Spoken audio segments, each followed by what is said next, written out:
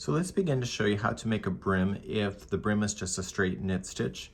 The stitch count does not matter unless it's matching a pattern. Okay, so that's the only thing that you have to pay attention to. So there's not a stitch multiple as per se if you just have a knit one without any special stitches. So what we're going to do is that I'm going to just demonstrate quickly the twist and transfer. So this is on. Remember, on the Knitting Crowd here, we have slower tutorials for all of the processes of the basics if you need it. So this is called the cast on twist and transfer, just in case you need to see a slow motion of it. And the other thing that we just put on with it was a slip knot, which we also have that.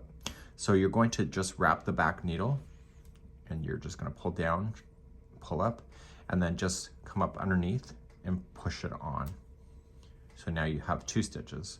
So what you have to do with the brim concept, if you're doing the circulars like this, you have to make sure that there's going to be enough of the stitches on to be able to expand around the cord. So the cords are different lengths. So this one here is a 14, and that's because it's 14 from the tip to the tip.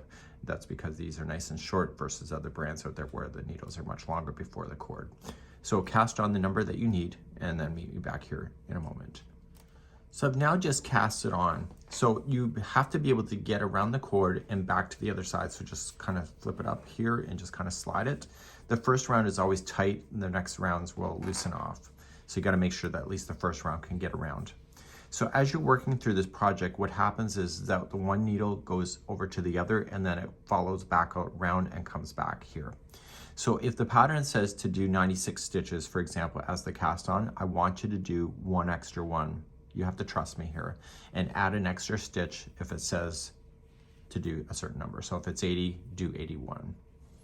And what I want to do is that I want to join the 2 sections together immediately instead of waiting until after the first round is done.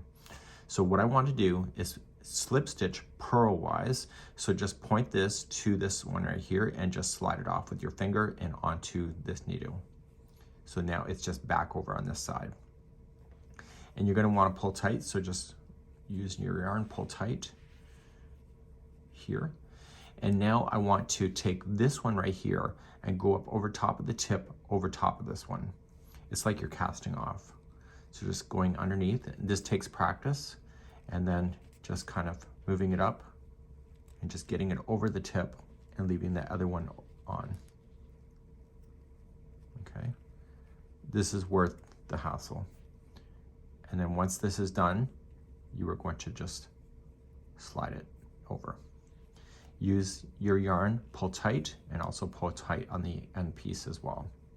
So when you go to start a round, the extra stitch that you just created was actually cast off, and so you still have the same amount that you started with without that extra stitch that we started with. Use a stitch marker, put that on, so every time you're going in a circle, you'll know if you're counting when the end of the round is. And so in this case, we're just going to be knitting all the way back around.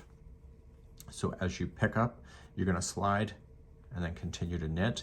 So push these down and then push these up, and it causes the whole thing to circle around on the circular needles.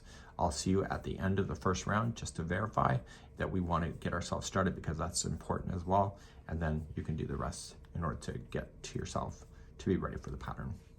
So the trick is that when you come around on the first round, that the transfer to the next round after you get past the stitch marker has to be pulled tight.